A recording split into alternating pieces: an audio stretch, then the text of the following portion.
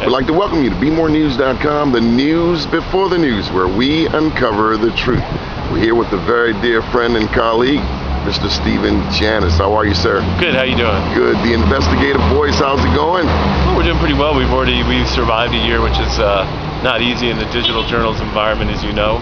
So we're on our second year, and I think we've broken some significant stories, and doing a good job in terms of watchdog reporting and keeping an eye on politicians in City Hall. So I feel like overall we've been pretty successful. What are some of those stories?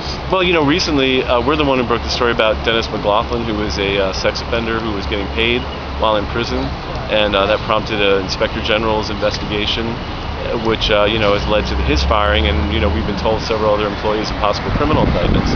So we've done a lot of work on undetermined deaths, which are unclassified deaths in the city, investigating that, finding out why we have so many, and we've done a whole, we had the fake evidence in the EOC file, and all sorts of stuff. So we've done a broad range of stories. What's the shot of hope out there for other journalists? Clearly, the Sun paper has gone through its challenges in terms of staff reduction, the Examiner, the same thing. What made you take the entrepreneurial route? Well, I think I was pretty stubborn. I didn't want to give up my beat. And, but I also felt that, the good thing about journalism, more the better. I felt like having just the Sun wasn't enough, and the city paper does a great job, but it was good to have, I think the Examiner helped just create more people looking. And I didn't want to give up that role I sort of carved out for myself there to continue that, and I thought we were doing a service, and I thought we were bringing a different perspective. So I didn't want to leave those stories behind that I'd been working on, and all the certain different threads in the city that I felt like we were doing a good job of covering. So I felt like we needed that voice. Jane Miller has been on Baltimore City Council President Bernard Jack Young in terms of his summer home in East Baltimore, or something to that effect. Any thoughts on that? Well, I know that there's a big controversy about who lives where. I think those stories are very difficult.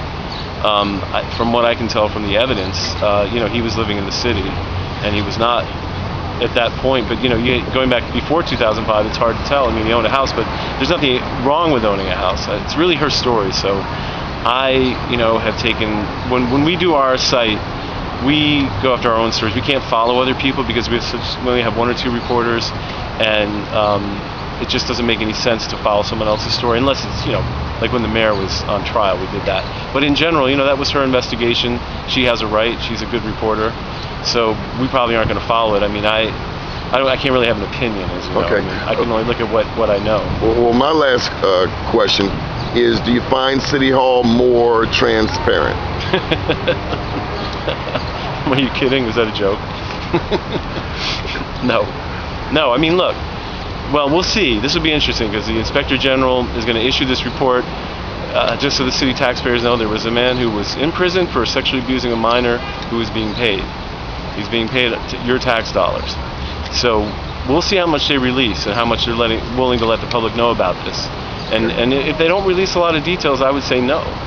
You can go online now and look up payments made.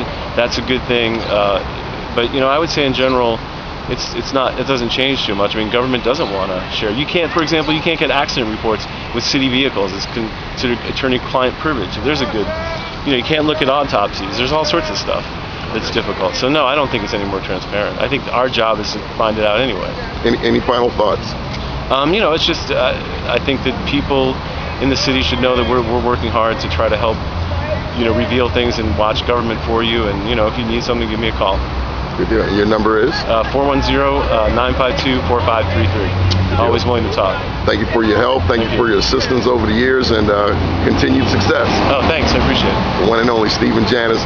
Keep watching BeMoreNews.com, the news before the news, where we uncover the truth.